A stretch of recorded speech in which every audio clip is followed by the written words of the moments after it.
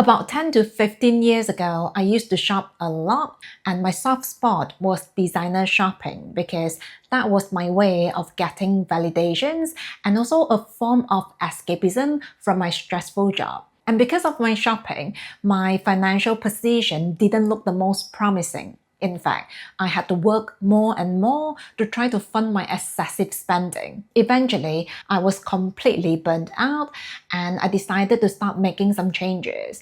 And that was when I found minimalism and the FIRE movement, which stands for financial independence and retire early. From there, I had a complete 180 change. I became incredibly frugal and I stopped spending on almost everything. Now, the revelation that I could live with so much less was refreshing and empowering. Not only that, I also really expedited the journey to a financial goal that I set for myself. So for a while, I was really proud of myself for saving money any way possible. But after a while, I realized there is a difference between spending intentionally and forgetting to live. Today, I want to talk about the toxic frugal habits I had to unlearn. Now, saving money is incredibly important and it should be the top priority for so many people. But it shouldn't come at the expense of every aspect of your life. The first toxic frugal habit I have let go of is undervaluing my time just to save money. For example, I started coloring my hair myself because it was way cheaper than going to my hairdresser. But you know what? It got so messy and I didn't enjoy it one bit. In fact, I even got some hair dye on the door and the floor of my shower, which took me quite some time to get rid of. On top of that, my scalp didn't agree with the home coloring kit. Every time I colored my hair, I would have a really dry scalp and a lot of dandruff for a few weeks. And you would think the right thing to do would be to give up on this DIY project, right? But lo and behold, I kept going for about a year. Yes, I did save some money, but I also wasted a lot of time. For me, that was a toxic frugal habit because I didn't value my time. And we all know time is a limited resource. This is why I now happily go to my hairdresser because I can just relax and let my hairdresser do her job and I don't have to deal with the mess. And yes, it does cost more, but it's worth it for me. And talking about undervaluing my time to save money, here's another example. A number of years ago, my husband spent the entire day trying to fix something in his car. And after a lot of hard work and frustration, the issue was still there and we had to hire someone to fix it anyway. A few weeks ago, when we spoke about this, we both agreed that sometimes spending to save your time and sanity is the smarter choice. In fact, even though I don't buy a lot of things now, I would quite happily pay money in order to save time. For example, when we go to a theme park like Disneyland or Legoland, we always get the fast passes for our family because for us, it makes sense to skip the waiting time and get on more rides with the limited time we have in the park. You see, we've had the experience of waiting in line for more than an hour just to get on one ride. So for us, the time-saving aspect itself is worth paying for. The second frugal habit I have let go of is delaying my joy in the name of saving. A while ago, I was really obsessed with the idea of hitting a certain financial milestone and retiring early. And during that time, my priority was to save, and everything else could just wait. Essentially, I forgot to live in the moment. For example, sometimes my husband would suggest for us to take a short trip, but I was so reluctant to take any time off. Instead of looking at the trip as a way to spend time together, I was more worried about having to spend money on the trip and also not being able to make more money while I was away. Not only that, I also had this fantasy that life would just somehow magically become perfect and I would live happily ever after when I stopped working. Looking back, I was rushing so much to get to the future that I forgot to let myself enjoy my life. Fast forward to now, I still don't splurge mindlessly, but I value my joy way more than before. And so if I'm feeling under the weather, I'll take a day off.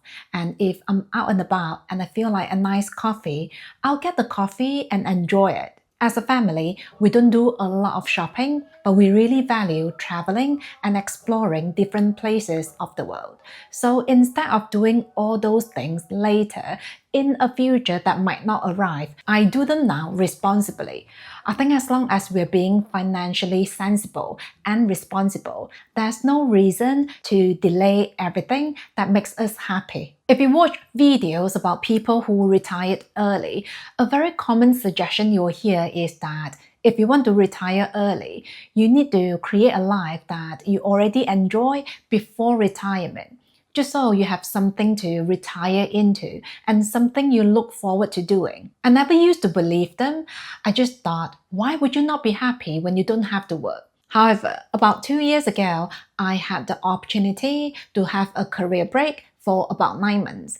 During that time, it dawned on me that stepping away from your day job would not instantly make you happy, even if you have enough money. Think about it. If most part of your life right now is about working and saving money, you haven't really explored how to enjoy your life on a daily basis. And so when work is taken away from the picture, you will lose your identity and your sense of purpose.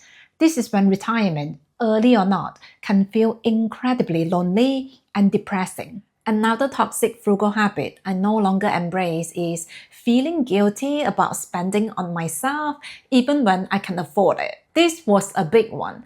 Like I said, I used to shop a lot, and when I eventually came across minimalism, I went all in. In a way, it was almost like I was trying to undo my mistakes in the past. For example, I really enjoy having massages, but during my hardcore minimalism day, I would not allow myself to have a massage or to go for a spa. My thinking was, you have wasted enough money, so you don't get to spend anymore. Whereas now, I have a very different perspective. For me, being frugal or intentional is about respecting your budget and spending on things that align with your values. It's never about denying yourself absolutely everything. Now, if you have a shopping addiction, this might not apply to you, but if you're already quite a rational or intentional spender, you shouldn't feel guilty about spending on things that truly make you happy. For example, I went through a period where I decluttered every corner of my home heavily.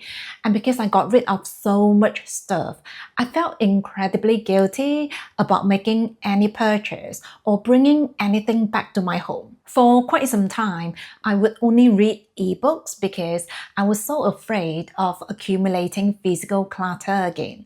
But deep down, I knew I very much prefer physical hard copy books, especially when I'm reading illustration books or graphic novels. You might not believe this, but I actually went through quite a period of struggles before I finally allowed myself to have a collection of books.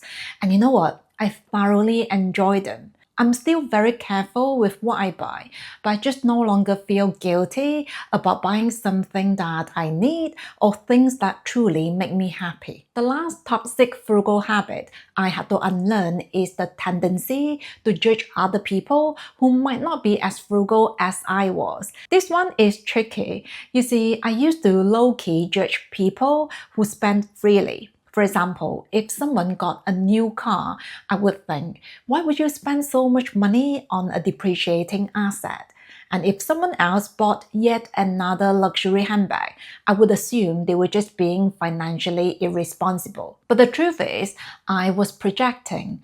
I thought my frugality made me better, wiser, and more mature. What I forgot was, we don't all enjoy the same thing and we don't value everything the same way. Just because I don't go to the gym, it doesn't mean it's a waste of money for everyone else. Not to mention, we shouldn't take everything at its face value. A number of years ago, the very popular luxury blogger Tamara lost her entire luxury bag collection because of a home invasion. A lot of people seem to think she's being really irresponsible to keep buying more and more luxury items, especially after what happened.